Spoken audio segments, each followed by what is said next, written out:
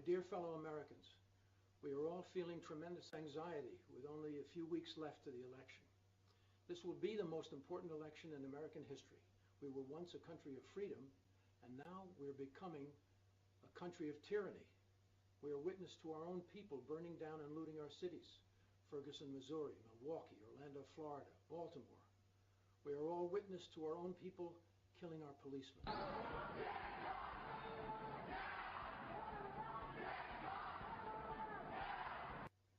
Islamic terrorists have killed thousands of people all over our country. And Hillary and Obama want to be politically correct and pretend all the killings are not happening. There are a lot of those who think, look, this is violent extremism. It has no relationship whatsoever to Islam. You can't even talk about that. If you say, look, not that we have a problem with Islam, but I would say we have a problem with movements within Islam, then you must be an Islamophobe. But what they want to do when they call you an Islamophobe is they want to shut you down. How many Americans are aware of George Soros? George Soros is known to have exclusive access to top U.S. policymakers. George Soros is now one of the top donors to Hillary Clinton's presidential campaign. Soros also collapses regimes. With his Open Society Fund, which was founded in 1979, Soros has helped fund the Velvet Revolution in the Czech Republic, the Orange Revolution in the Ukraine, the Rose Revolution in Georgia. He also helped engineer coups in Slovakia, Croatia, and Yugoslavia. So what is his target now? Us. America. An evil man who turned hundreds of Jewish people over to the Nazis to be exterminated during World War II. He was interviewed on 60 Minutes and was asked, does he feel guilty for what he has done? And arrogantly he said, absolutely not. If I didn't do it, someone else would have. When he had to go over and take the lands from the people, his Jewish friends and neighbors, who were being sent to the gas chambers, I can't imagine what that would do to a teenager or anybody, an adult. Well, what did it do to George Soros? In an interview with Steve Kroft, Soros was asked if he felt guilt at all about taking the property from the Jews as a teenager. He responded, no. He also said, quote, I don't deny the Jews their national existence, but I don't want to be a part of it.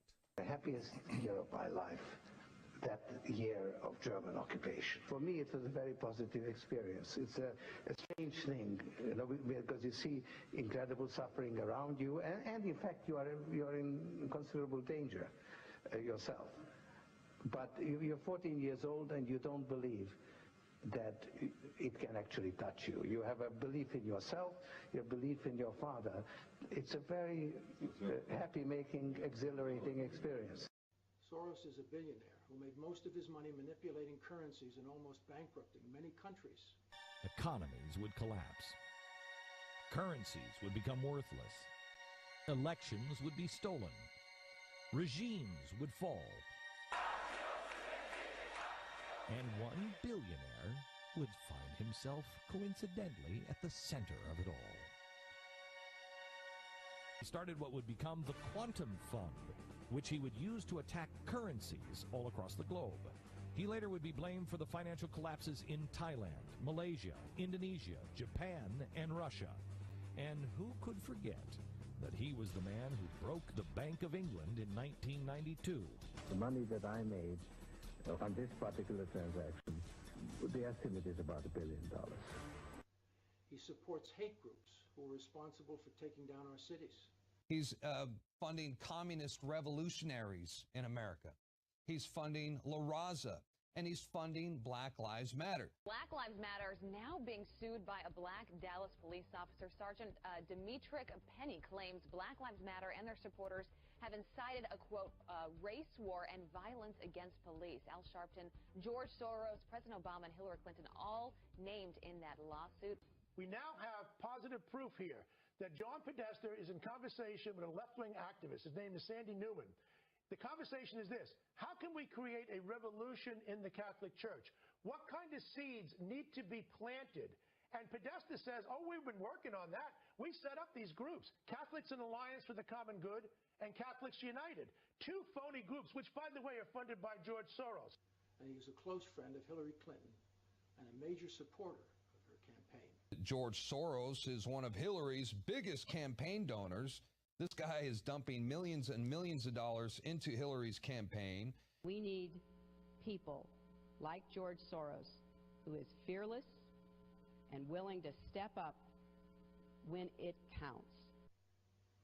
Robert De Niro is a millionaire, as are so many of our Hollywood stars who are voting for Hillary, and who have absolutely no tolerance for anyone of a different opinion, forgetting that that is what our country is founded on, freedom of choice.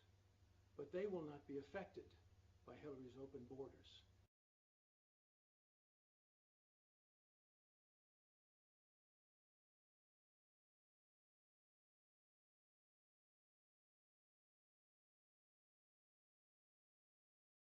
Only our poor and middle class will suffer.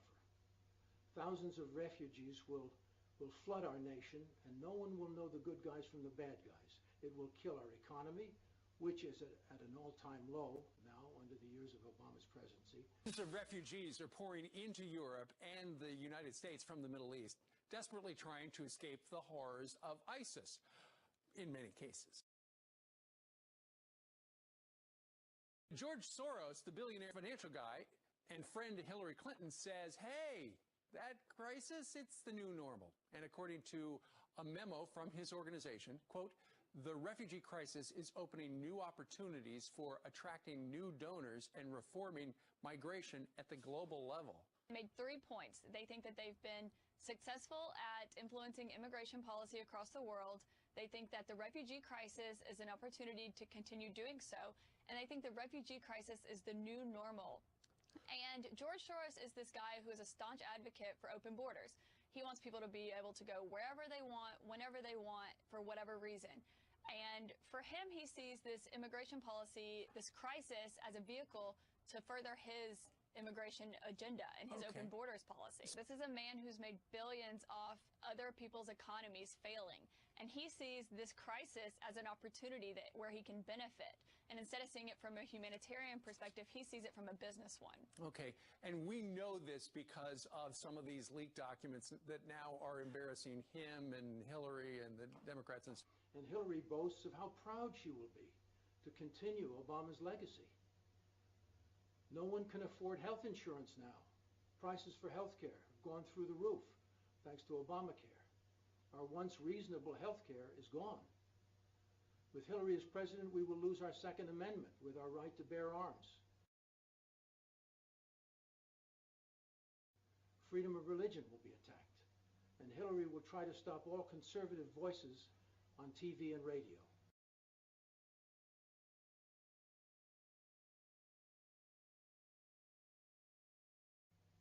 Our highest courts will become socialist. Hillary, she is a very dangerous radical, Marxist communist. Is not directly opposed to open society. Nevertheless, it poses some serious threats. Says democracy, he means Sorosocracy. He doesn't mean what we might otherwise think of democracy. He wants to wreck Europe. That's why he's for all these open borders and these vast numbers of people coming in. And she will restrict what America was founded on, our freedom to become a small business owner and pursue our own personal dreams. She has blood on her hands from the Benghazi terrorist raid. 4 of our American patriots died. And when the parents stood over their loved ones' coffins, she lied to them about the cause of their sons' deaths.